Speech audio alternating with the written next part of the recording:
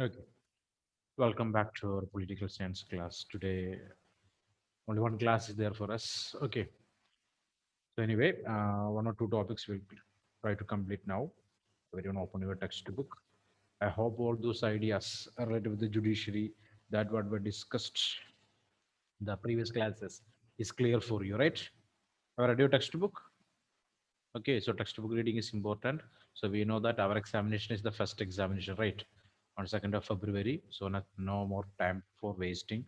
So regularly, whatever the question I am telling to you people, write that in the textbook and learn it. Okay. So most of the questions I can ask from that questions only, the most important elements, most important factors. Clear. So that our syllabus is so vast. Okay. So want some regulations is necessary for preparing the question paper or asking question for the examination. Okay, so whatever the question I am telling to you people, just write that properly, clear, and sort it out and learn it. Any doubts are there means you can ask me. Again, any extra notes is required means you can intimate. Okay, no problem in that. Clear. Okay, so moving forward to the textbook.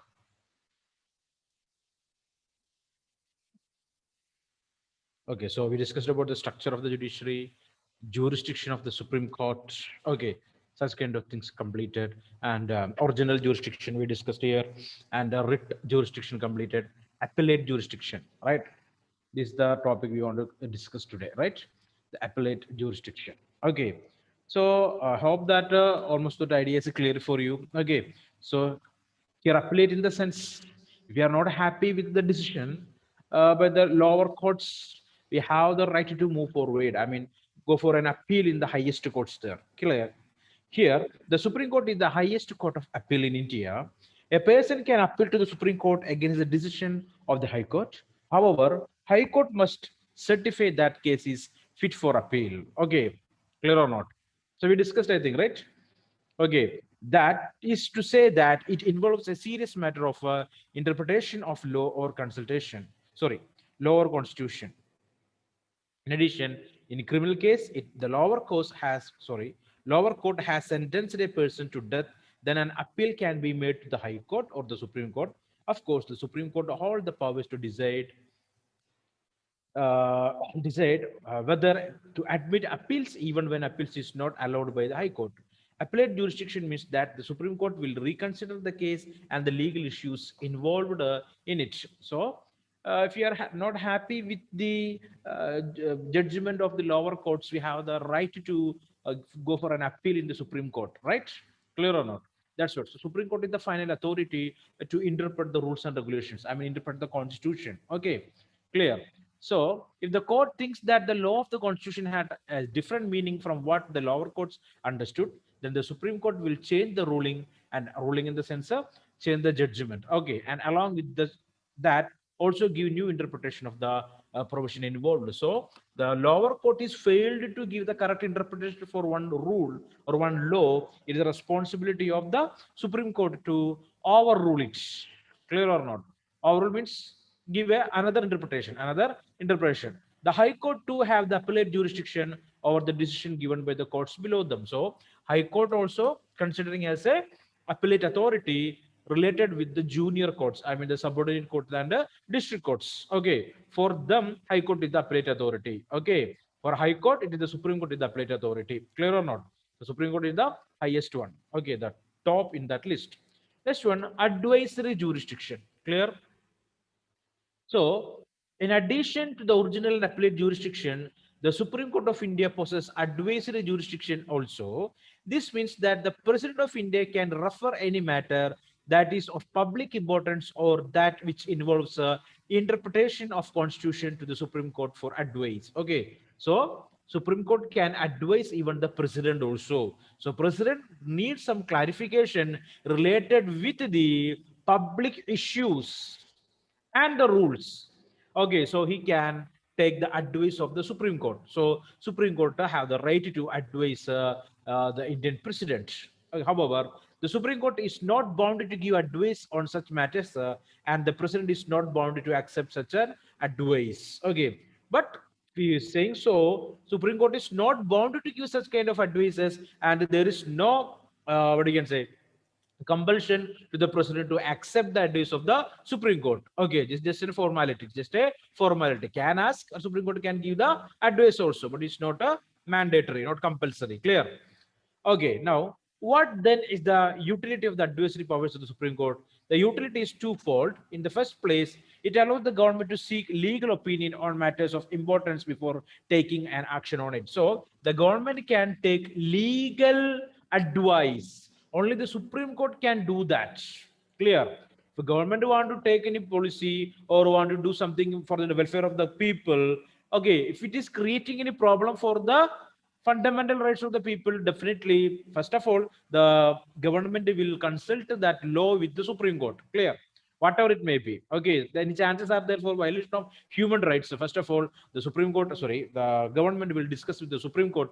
Then Supreme Court will advise the president. Okay, these many problems are there. Okay, or it is not a trouble. So there is a right for the president or the Council of Ministers to accept it or reject it. So we know that the relationship between the Council of Ministers and the President, right? Okay, clear or not? Okay, so just understand that. Secondly, in the light of the advice of the Supreme Court, the government can make suitable changes in its action or legislation. Okay, so related with the advices that provided by the Supreme Court, the government can make some changes in the proposed rule or law. Clear or not? The government can change. Clear? Okay, suitable change government can create there, so no problem with that. Next one, so here it is an article. Okay, let it be, we are reading the letter again on it. Come back. So article 137, the Supreme Court shall have the power to review any judgment pronounced or order made by it. Clear?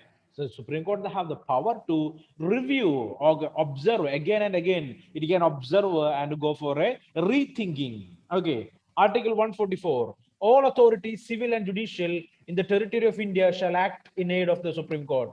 So what almost all the authorities or institutions in India, in the territory of our country, okay, can get the help from the Supreme Court related with the legal matters. Clear? Okay, Supreme Court is powerful. It is able to review the judgment that made by different courts in the country. Clear or not? They can observe it, it can check it. The interpretation is not correct, it can recorrect it, it can correct that. Supreme Court can do it.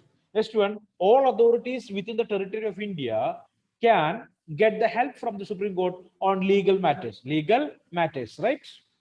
Okay, two powers are there. Read the articles quoted above. These articles help us to understand the unified nature of our judiciary and the power of the Supreme Court. Okay, so decisions made by the Supreme Court are binding on all other courts within the territory of India. So whatever the decision that made by the Supreme Court is considering as the final. Clear? So all the courts in the country wanted to accept the decision of the Supreme Court. Orders passed by it are enforceable throughout the length and breadth of the country. Clear? Orders that passed by the Supreme Court should be accepted by or accepted by the people or enforceable. It is enforceable all around the country there. Okay. The Supreme Court itself is not bound by its decision and can at any time review it. Okay. So if any changes required in the rules and regulations that made by the Supreme Court, it can do it again, no problem. If there is a case of contempt of the Supreme Court, then the Supreme Court itself decides such a case there. Clear or not? Those who neglecting or acting against the Supreme Court, it can take a action against it. Clear?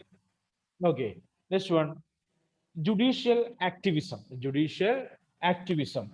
Have we heard about the term judicial activism? No, right? Or public interest litigation, PIL, public interest litigation. So sometimes without the complaint also, the courts have the right to book cases, right? Complaints are not necessary. Complaints are not necessary, right? If a condition of roads are very pathetic, people are unable to ride or drive on such kind of roads. Okay, clear or not? So much of dust, number of accidents. That time, without the complaint, also courts can take case against the government, right? Or the persons, those who are responsible to maintain that road. Clear?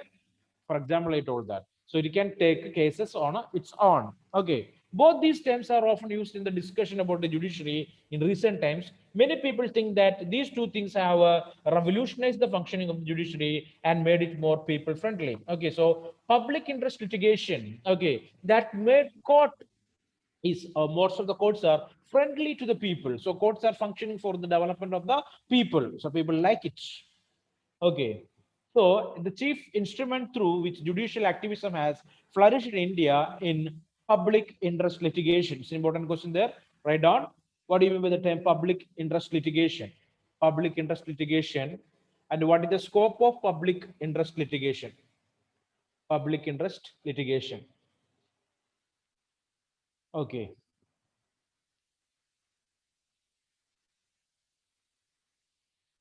So public interest litigation or judicial activism, otherwise we can use another term, social action litigation. Social action litigation. Then the question is, what is PIL or SAL? Social action litigation. Next question, how and when did it emerge? What PIL and SAL emerged?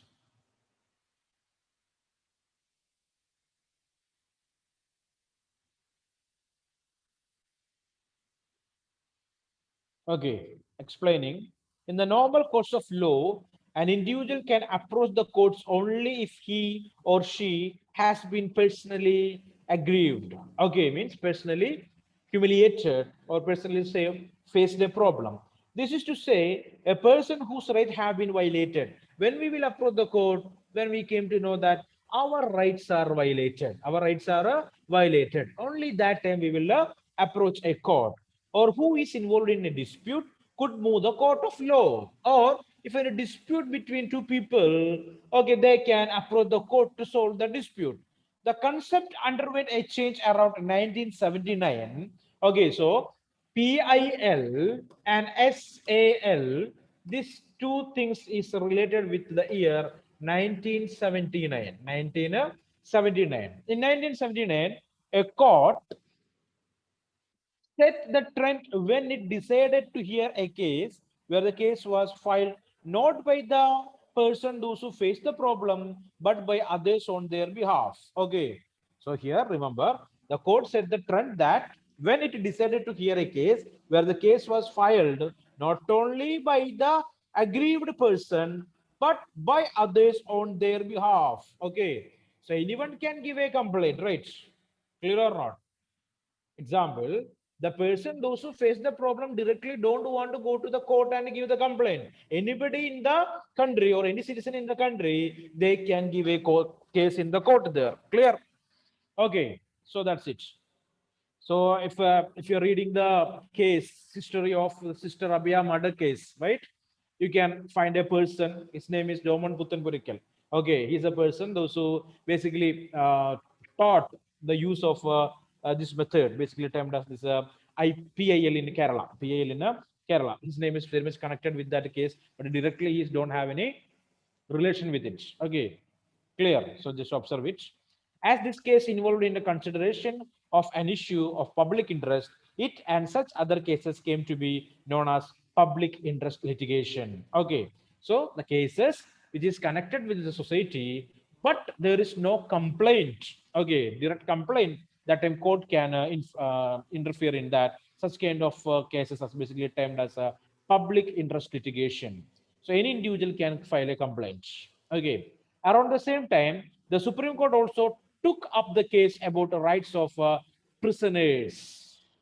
Okay. The same time, Supreme Court also give importance for the life of prisoners in Indian jails there.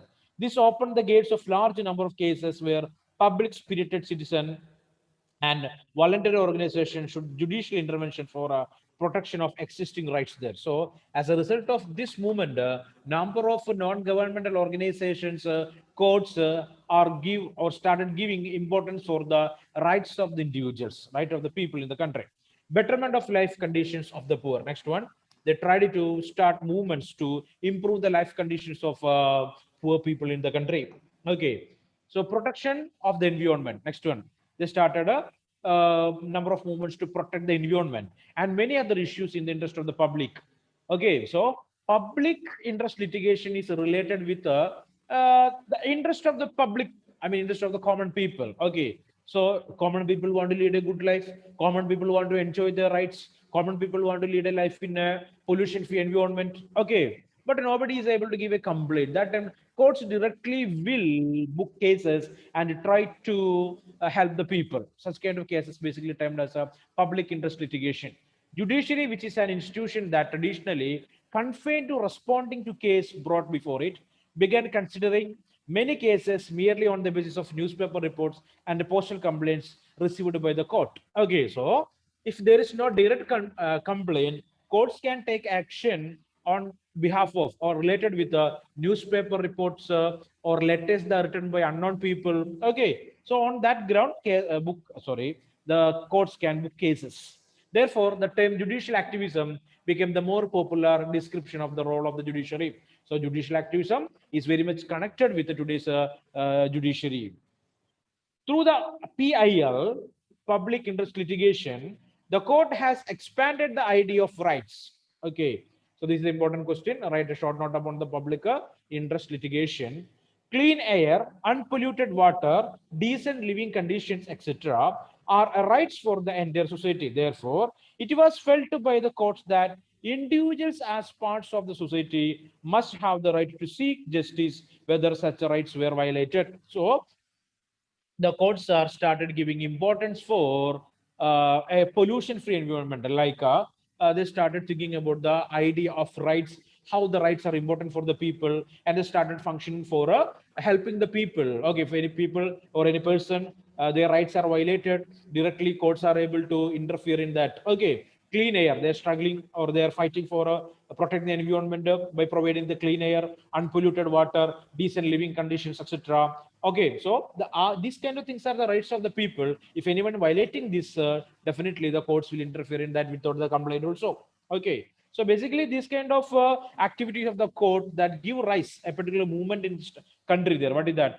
Okay, whatever that or whatever problem the people facing, basically they got the a chance to approach the courts without fear, without a fear. Second, through PIL, the judicial activism of the post 1980 period, the judiciary has also shown readiness to take into consideration rights of those sections who cannot easily approach the courts there. Then after 1980, the courts started one more activism. It is nothing but some people, the poor people, women, underprivileged people, sometimes they are unable to give a complaint in the police station or in the court there, okay, because of their poverty. Clear? So courts are started helping such kind of people. For this purpose, the judiciary allowed public spirited citizens, social organizations, and lawyers to file petition on behalf of the needy and the deprived. Okay, so the courts give chances to the people. Okay, basically the individuals. I mean, public spirited citizen, the people, those who are interested in the public affairs. Clear or not? Or a life of the public. Such people, social organization, non-governmental organization, NGOs. Okay, group of people, then one, the next one, lawyers, advocates. Okay, they can file a case in the court to help such kind of people or deprived classes. Okay, so judicial activism has had manifold impact on the political system. It has democratized the judicial system by giving not just to individual but also groups access to the courts. It has forced executive accountability. So the judiciary give power for each and every individual or groups of people to approach the court and always create the executive accountable, answerable. It has it has also made an attempt to make the electoral system much more free and fair. So the government, I mean, the judiciary took number of steps to make a particular situation called a free and fair political condition in our country. The number of rules and regulations are there made by the Supreme Court. Okay, to make this political system clean and clear. The court asked candidates contesting election to file affidavits. Affidavits means a legal documents. Okay, the courts always will ask the candidates to present or submit a file affidavits, legal documents that showing their assets, their wealth, and income along with educational qualification so that the people could elect their representatives based on the accurate knowledge. So courts always will ask to the candidates to present their assets their educational qualification, their income. Okay, so or plus the criminal cases pending. Okay, number of criminal cases pending. That word is that particular sentence is deleted from the textbook. That also is there. Clear? What is that? Number of criminal cases pending against that particular candidate. That also want to present in front of the court. Clear? Okay, but textbook makers, I don't know why the people are deleted that particular sentence from the textbook. No idea. But you have to add that also here. What is that? Number of pending cases, criminal pending cases against that particular candidate. Then the people can elect their representative by observing these details: their income, their assets, their criminal cases pending against them. Is that person is a criminal or not? His educational qualification. Such kind of things we are able to understand through this file of affidavit. Okay, filing the affidavit. Clear? Okay, so court made the people to, I mean, the candidate to file these affidavits. Okay, so people can elect their representatives. Okay, choose them. There is, however, a negative side of the large number of PIL and the idea of proactivity judiciary. In the first place, it has overburdened the courts there. So because of this PIL, public interest litigation, number of cases that filed in the courts increased like anything. Clear? That's a drawback. Clear? Number of cases increased. Secondly, judicial activism has blurred the line of distinction between the executive and the legislature on the one hand and the judiciary on the other. So it reduced. Blood means what? Try to link between. Okay, or it is where we can say wiped away. Okay, the line of distinction between the executive and the legislature on the one hand and the judiciary on the other hand. Clear? So judiciary can interfere in the activities of legislature and executive. Clear? Okay, because of these cases. Anyway, almost all these cases is connected with the problem that are created by the executive or the legislature. Okay. So the court has been involved in resolving questions which belong to the executive. So here, the court has been involved in resolving questions which belong to the executive. Clear or not? So because of this PIL, public interest litigation, maybe the cases are against the executive. If roads are not good, means it is the who's responsible?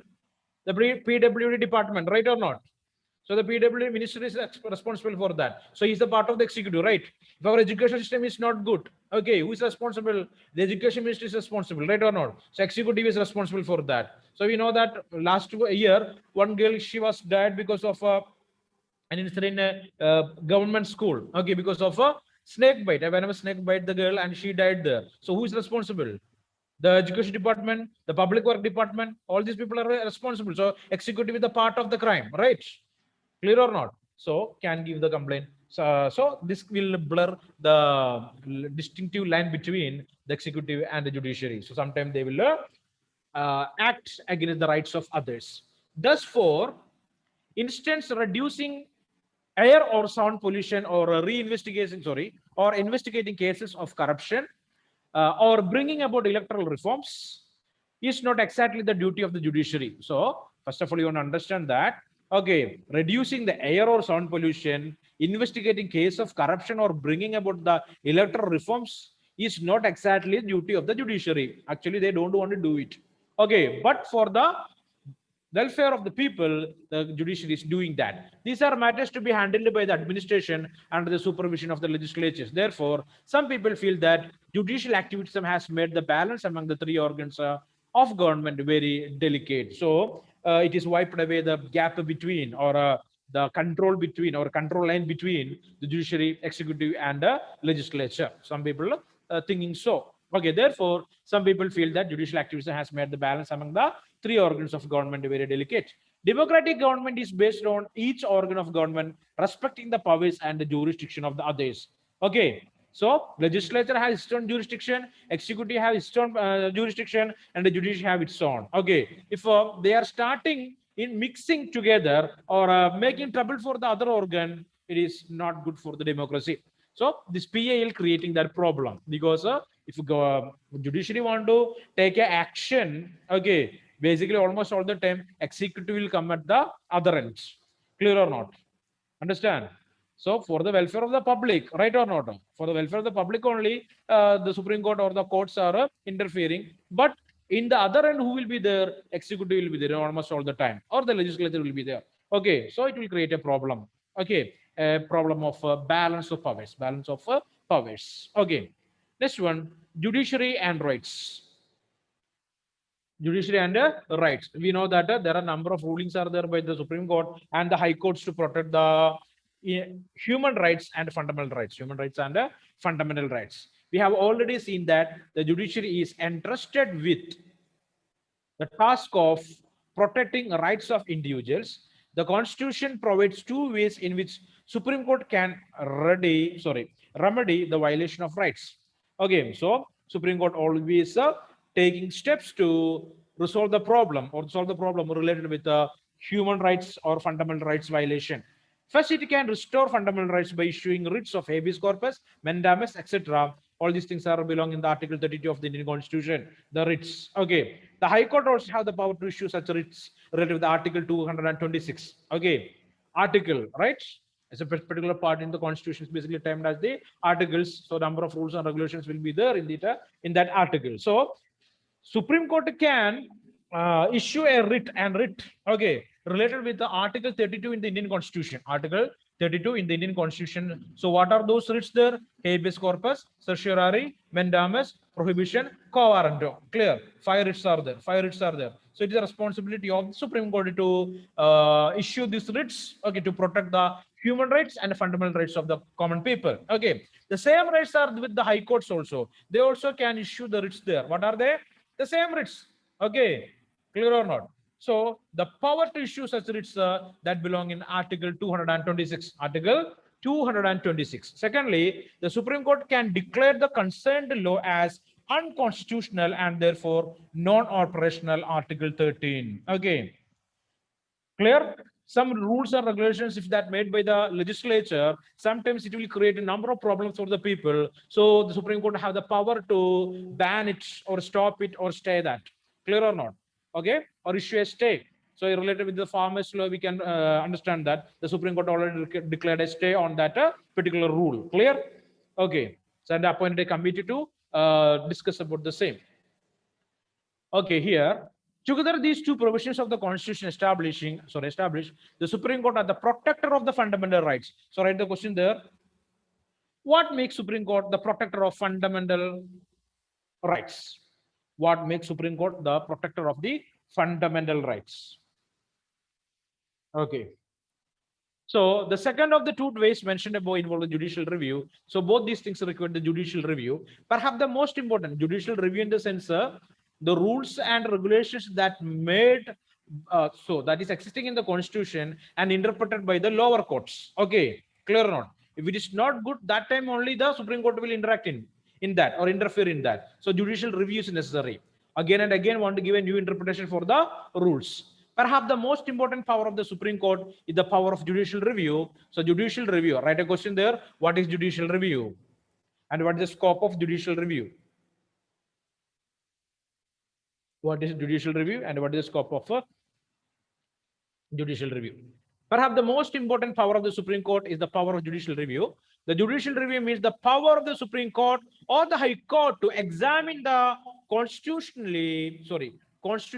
constitutionality of any law if the court arrives at the conclusion that the law is inconsistent with the provision of the Constitution. Okay, such a law is declared as unconstitutional and inapplicable. The term judicial review is nowhere mentioned in the Constitution. However, the fact that the India has a written constitution and the Supreme Court can strike down a law that goes against the fundamental rights implicitly gives the Supreme Court the power of judicial review. So rules and regulations are there in the Constitution. We know that, right?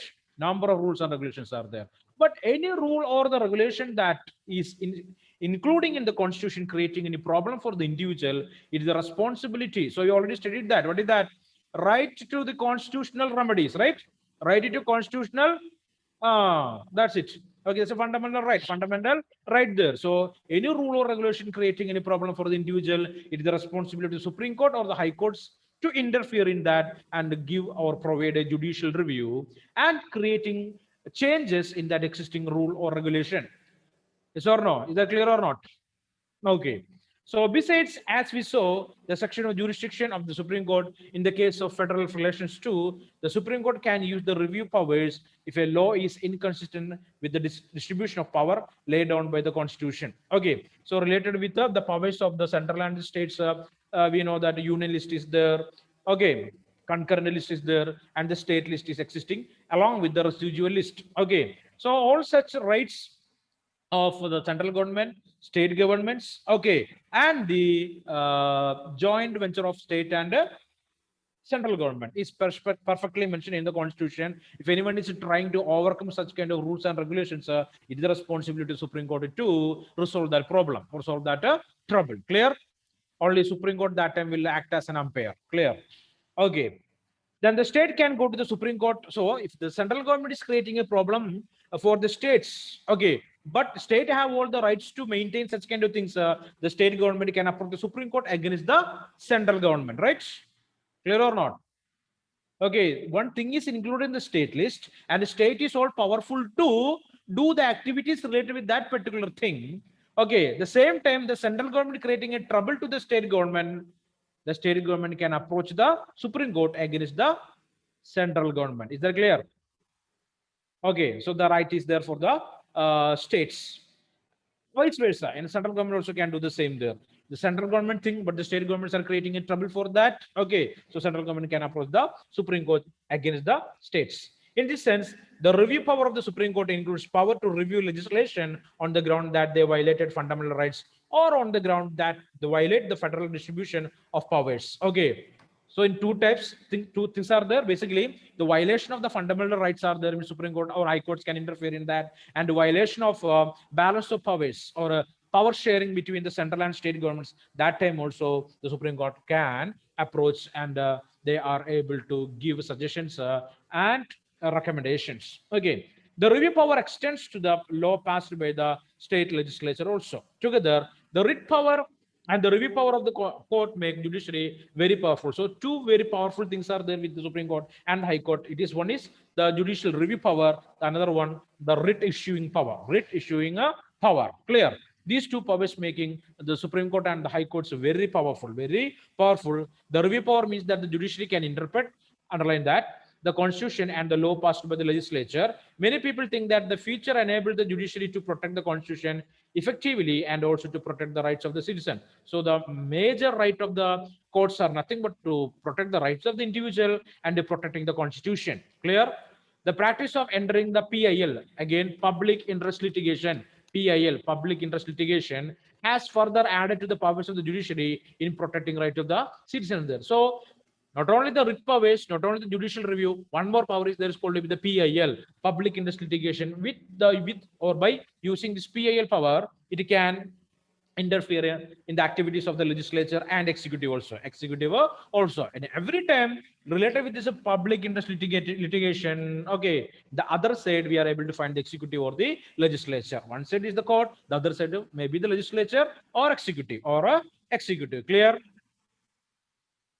Yes or no?